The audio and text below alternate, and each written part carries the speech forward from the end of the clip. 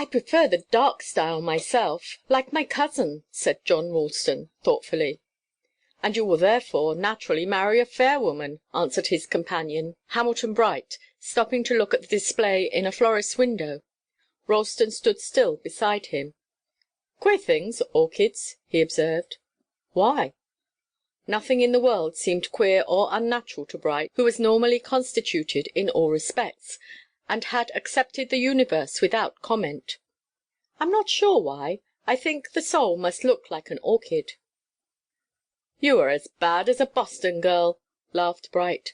"Always thinking of your soul. Why should the soul be like an orchid, any more than like a banana or a turnip?" "It must be like something," said Ralston, in explanation.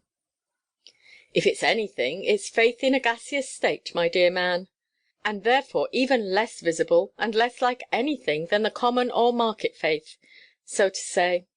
The kind you get at from 10 cents to $1 the seat's worth, on Sundays, according to the charge at the particular place of worship your craving for salvation leads you to frequent." "I prefer to take mine in a more portable shape," answered Ralston, grimly. "By the bottle, not by the seat, and very dry." "Yes, if you go on, you'll get one sort of faith, the lively evidence of things unseen. Snakes, for instance."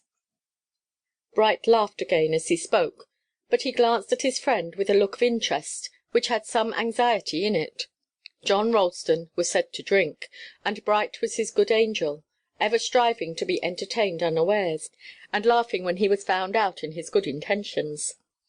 But if Bright was a very normal being, Ralston was a very abnormal one, and was, to some extent, a weak man, though not easily influenced by strong men. A glance at his face would have convinced any one of that.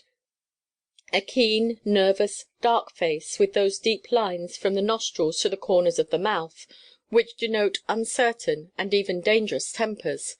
A square, bony jaw, aggressive rather than firm, but not coarse. The nose, aquiline but delicate. The eyes, brown, restless, and bright. The prominence of the temples concealing the eyelids entirely when raised. The forehead broad, high, and visibly lean like all the features. The hair black and straight. The cheekbones moderately prominent. Possibly John Ralston had a dash of the Indian in his physical inheritance, which showed itself, as it almost always does, in a melancholic disposition, great endurance, and an unnatural love of excitement in almost any shape, together with an inborn idleness which it was hard to overcome.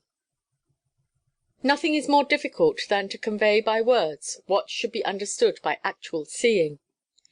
There are about 1,500 million human beings alive to-day. No two of them are exactly alike, and we have really but a few hundred of words with which to describe any human being at all. The argument that a few octaves of notes furnish all the music there is, cannot be brought against us as a reproach. We cannot speak a dozen words at once and produce a single impression, any more than we can put the noun before the article, as we may strike any one note before or after another. So I have made acknowledgment of inability to do the impossible an apology for not being superhuman. John Ralston was dark, good-looking, nervous, excitable, enduring, and decidedly dissipated, at the age of 25 years, which he had lately attained at the time of the present tale. Of his other gifts, peculiarities, and failings, his speech, conversation, and actions will give an account. As for his position in life, he was the only son of Katharine Ralston, widow of Admiral Ralston, of the United States Navy, who had been dead several years. Mrs. Ralston's maiden name had been Lauderdale, and she was of Scotch descent. Her cousin, Alexander Lauderdale, married a Miss Camperdown, a Roman Catholic girl of a Kentucky family, and had 2 children, both daughters, the elder of whom was Mrs. Benjamin Slayback, wife of the well-known member of Congress. The younger was Katharine Lauderdale, named after her father's cousin, Mrs. Ralston, and she was the dark cousin whom John admired.